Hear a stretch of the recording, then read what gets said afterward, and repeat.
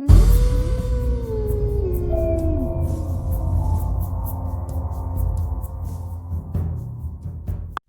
atau makhluk gaib yang bisa membuat orang merinding sampai ketakutan. Meski secara ilmiah belum ada yang bisa membuktikan bahwa hantu itu ada, tetap saja makhluk gaib membuat kita menyisakan tanda tanya atas fenomena kemunculan mereka. Banyak orang percaya bahwa hantu bisa berkomunikasi dengan cara mistis yang kita buat atau sesuai menurut keinginan mereka sendiri. Beruntunglah jika mereka menyapa kita hanya dengan benda jatuh atau isyarat suara lain dan tidak menampakkan sosoknya di depan kita, apalagi secara tiba-tiba.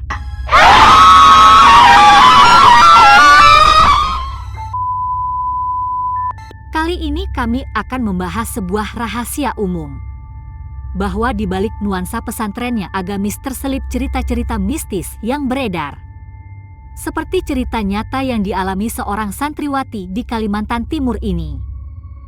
Tapi sebelum kita lanjut ke pembahasan, jangan lupa klik tombol berlangganan agar tidak tertinggal cerita menarik lainnya dari kami.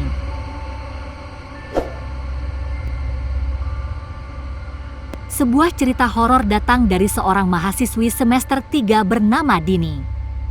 Kisah bermula di tahun 2017. Kala itu Dini baru saja menyelesaikan sekolahnya di bangku SMP. Orang tua Dini menginginkan Dini untuk sekolah keagamaan, yakni sekolah boarding school tahfidz Quran. Hal itu dilakukan agar Dini dapat menghafal Al-Quran dengan baik. Dini juga bercerita jika pondok pesantrennya itu berada di bawah kaki gunung dan masih dikelilingi hutan. Seperti pesantren-pesantren pada umumnya, seluruh santri menginap di pondok. Singkat cerita, Dini mengaku jika di awal masuk pondok tidak ada hal aneh, semua berjalan seperti biasa. Dini satu kamar bersama 3 santri putri lainnya, yakni Alia, Nana, dan Aya. Dini mengaku semua temannya berasal dari SMP negeri. Jadi, bisa dikatakan jika mereka berempat masih belum mumpuni dalam menghafal Al-Quran. Dini baru menghafal 1 juz Al-Quran, hingga di minggu ketiga menyantri Dini mendapatkan kabar jika kakak seniornya ini sering melakukan tindak bullying. Kakak seniornya itu sering membuli anak-anak yang hafalan Al-Qurannya paling sedikit seperti Dini.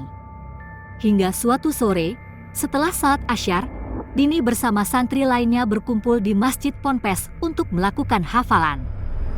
Namun, ada satu santri yang tidak datang untuk hafalan. Santri tersebut bernama Jihan.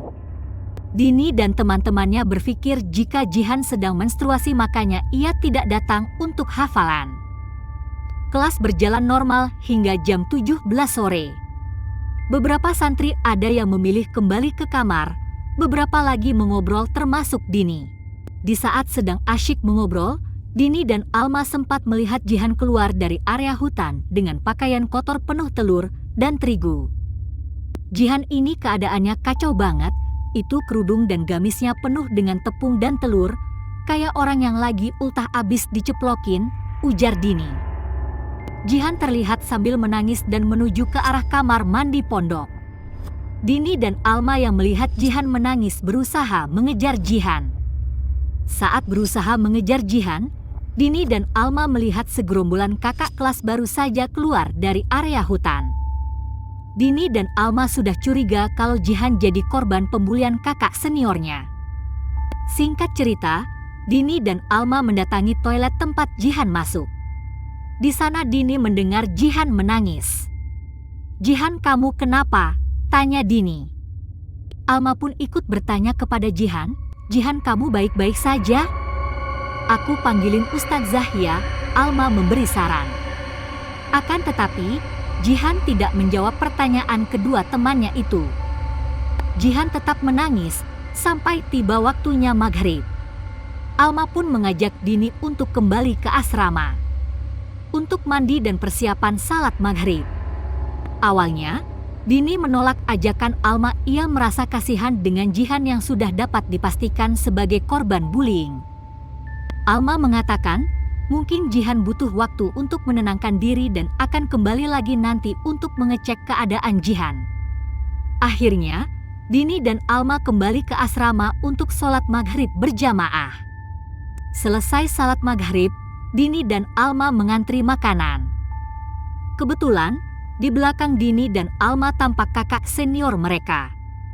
Senior-senior yang Dini dan Alma lihat tadi sore. Segerombolan kakak kelas itu pun mengobrol dengan temannya. Ia mengatakan dirinya puas telah membuli Jihan. Ternyata dugaan Dini dan Alma benar, segerombolan kakak kelas itu yang tadi membuli Jihan. Singkat cerita, Dini dan Alma kembali ke kamar. Mereka tidak menemukan Jihan. Dini dan Alma bahkan mencari Jihan sampai ke toilet tempat tadi sore Jihan menangis. Tapi ternyata Dini dan Alma tidak menemukan Jihan. Mereka berdua mencari ke seluruh area ponpes. Besok paginya, saat subuh, seluruh ponpes geger karena Jihan ditemukan gantung diri di depan kamar mandi. Tubuh Jihan ditemukan oleh dua ustazah yang ingin ambil wudhu, ujar Dini. Karena kejadian tersebut kegiatan ngajar-mengajar diliburkan. Jenazah Jihan pun dipulangkan oleh pihak ponpes ke rumahnya Jihan. Dini dan Alma merasa bersalah karena tidak membantu Jihan kemarin. Singkatnya, sejak kabar kematian Jihan, pondok tempat Dini bernaung diganggu oleh jin korin Jihan. Jin korin tersebut bahkan mengganggu para senior yang dulu membuli Jihan. Tak cuma para senior, Dini pun ikut diganggu oleh jin korin Jihan. Dini mengaku suatu malam ia bermimpi bertemu Jihan. Dengan tatapan penuh marah, Jihan berkata kepada Dini, "Kenapa gak bilang ustazah?" tanya jin korin Jihan. Dini terkejut, ia langsung terbangun. Pernah juga suatu ketika ia hendak melaksanakan salat malam tahajud.